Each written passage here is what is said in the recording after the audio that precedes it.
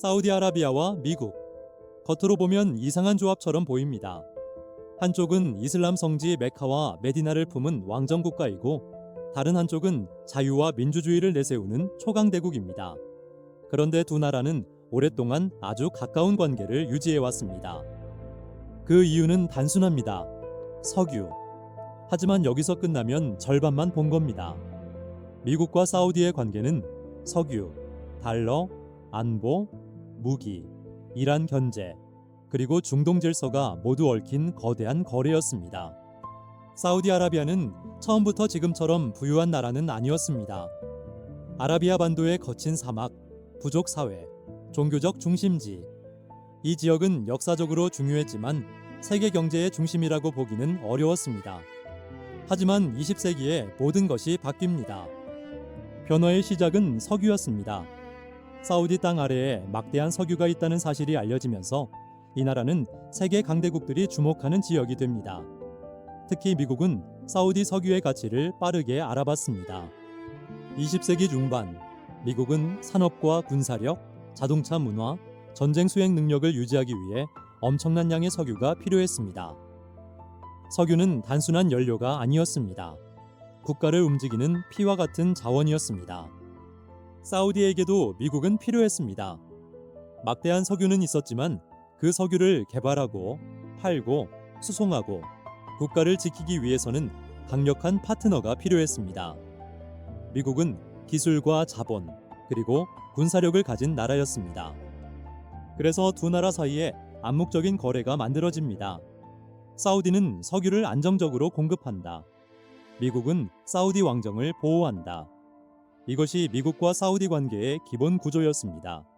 석유와 안보의 교환이었습니다. 1973년 석유 위기는 이 관계가 얼마나 중요한지 보여준 사건이었습니다.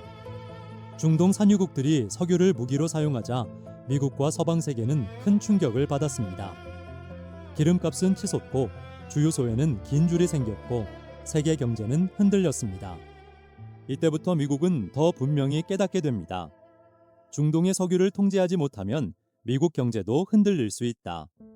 그리고 여기서 또 하나의 중요한 구조가 등장합니다. 바로 페트로 달러입니다. 이 관계는 단순한 외교 관계가 아니었습니다. 중동 질서를 움직이는 핵심 축이었습니다. 사우디는 석유 시장에서 엄청난 영향력을 갖게 되었고 미국은 사우디를 통해 세계 에너지 흐름에 영향력을 유지할 수 있었습니다. 페트로 달러란 쉽게 말해 석유 거래가 달러를 중심으로 이루어지는 구조입니다.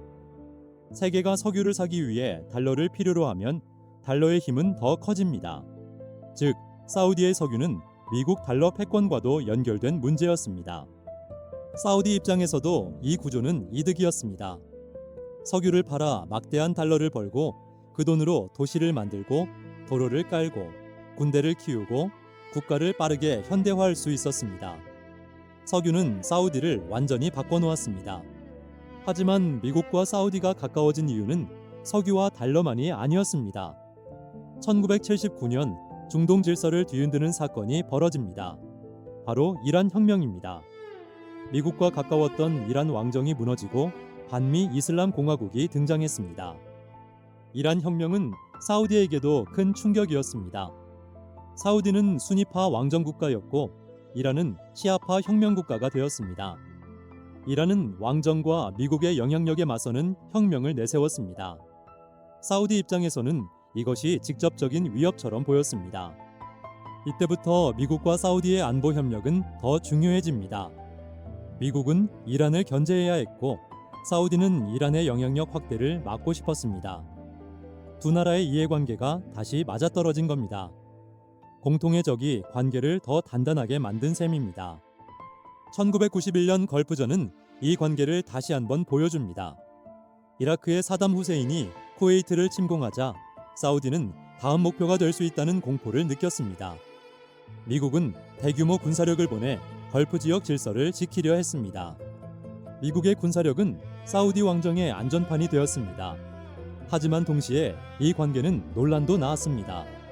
이슬람 성지를 가진 나라에 미군이 주둔한다는 사실은 일부 이슬람주의자들에게 큰 반발을 불러왔습니다. 미국과 사우디의 관계는 무기 거래와도 깊게 연결됩니다. 사우디는 미국산 전투기, 미사일 방어망, 첨단 무기 체계를 대규모로 구입해 왔습니다. 미국은 무기를 팔고 사우디는 안보를 강화했습니다. 무기 거래는 동맹을 묶는 또 다른 끈이었습니다. 하지만 이 관계는 항상 좋은 평가만 받은 것은 아닙니다. 인권 문제, 언론 자유, 왕정 체제, 예멘 전쟁, 석유 이해관계.